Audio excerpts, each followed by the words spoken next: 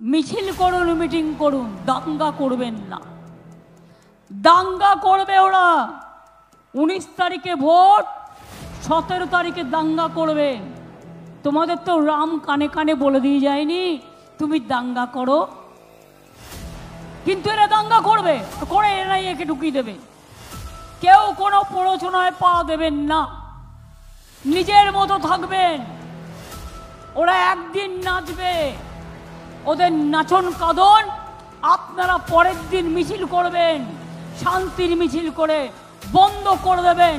আর vote বাক্সে ওদের ভোটটা যাতে না হয় সেটা দেখবেন।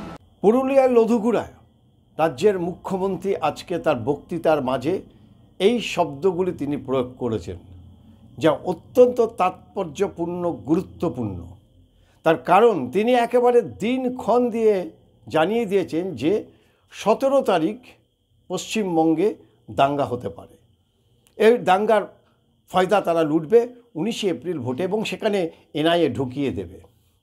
আচ্ছা, এটা কোনো সুস্থ মানুষ বলতে পারে?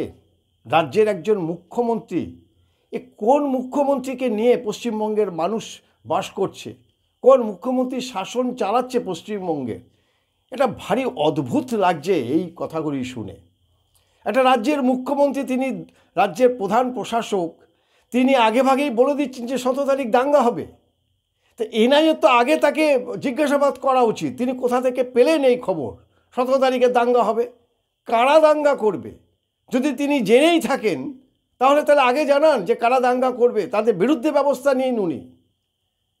এটা কি চলছে? এটা পশ্চিমবঙ্গ, এটা কোন রাজ্যে আমরা বাস করছি? এটা একজন রাজ্যের মুখ্যমন্ত্রী, তিনি আগে ভাগে বলে দিচ্ছেন স্রেফ ভোটের জন্য, একটা নির্দিষ্ট শ্রেণীর একটা ভোট নেওয়ার জন্য তিনি এইভাবে তিনি বলছেন যে 17 তারিখে দাঙ্গা হবে, এনআইএ ঢুকিয়ে দেবে।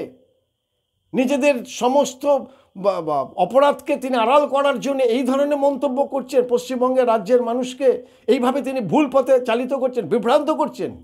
কোন মুখ্যমন্ত্রী এটা? কাদের নিয়ে আমরা চলছি? আমরা কাদের ওপরে ভরসা করে এদের দায়িত্ব তুলে দিয়েছি? এই প্রশ্ন পশ্চিমবঙ্গের মানুষ করবে না? আপনারা করবেন না? ভোট দেওয়ার আগে এগুলি ভাববেন না আপনারা যে আমরা কার হাতে তুলে দিয়েছি এই রাজ্য? যে রাজ্যের প্রধান প্রশাসক আগে ভাগেই বলে দিচ্ছেন যে 17 তারিখে দাঙ্গা হবে 19 এপ্রিল ভোটের আগে। ভোট যাতে দিতে না পারে তার ব্যবস্থা করতে বলছেন সাধারণ মানুষকে, এখানকার ভোটারদের তিনি বলছেন। কি বার্তা দিতে চাইছেন? কি বার্তা দিতে চাইছেন মুখ্যমন্ত্রী? পশ্চিমবঙ্গের মানুষের ভেবে দেখার এখন সময় এসছে। বেশ মনে পড়ছে একবার ঠিক এইভাবে একটা দাঙ্গা পরিস্থিতি তৈরি হয়েছিল বিজেপির আসার পরে।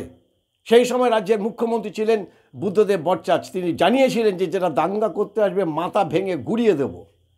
সেই মুখ্যমন্ত্রীর বক্তব্য আমরা শুনেছিলাম। আর আজকে মুখ্যমন্ত্রীর বক্তব্য শুনছি যে তিনি বলছেন যে 17 তারিখে দাঙ্গা করবে, আর দাঙ্গা করে এনআইএ ঢুকিয়ে দেবে। আর সাহস থাকলে তিনি বলুন না যে যারা দাঙ্গা করবে তাদেরকে মেরে গুড়িয়ে দেবো, তাদের বিরুদ্ধে কড়া পদক্ষেপ নেবে রাজ্যের প্রশাসন।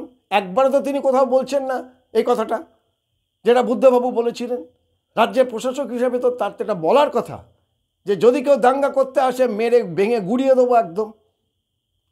সেটা না করে তিনি 17 তারিখে দাঙ্গা হবে, দাঙ্গা হলে এনআইএ আসবে, ভোট বাক্সে তার যাতে প্রতিফলিত না হয় তার ফায়দা তোলার জন্য তিনি বলছেন যাতে ভোট দিতে না পারে বিজেপিকে। কোন রাজ্যে আমরা বাস করছি? কোন রাজ্যের প্রশাসকের হাতে রাজ্যের শাসন ব্যবস্থা আমরা তুলে দিয়েছি পশ্চিমবঙ্গের মানুষ? পশ্চিমবঙ্গের মানুষের ভেবে দেখার সময় এসছে। আর কত সহ্য করবে? 500,000 টাকার লোভে আর কত সহ্য করবে এই ধরনের বক্তব্য? এগুলি কিন্তু সাধারণ মানুষকে ভেবে দেখার সময় হয়েছে। তবে আজকে মুখ্যমন্ত্রী পুরুলিয়া থেকে যে বার্তা তিনি তুলে দিলেন, আমাদের কিন্তু সতর্ক থাকতে হবে। সমগ্র শুধু পশ্চিমবঙ্গবাসী না, সমস্ত মিডিয়াকে আমরা আবেদন করছি, বাংলার খবর থেকে আবেদন করছি যে প্রত্যেকটা সংবাদ মাধ্যমকে সতর্ক থাকতে হবে যাতে এই ধরনের প্ররোচনা কোথাও ছড়িয়ে না পড়ে।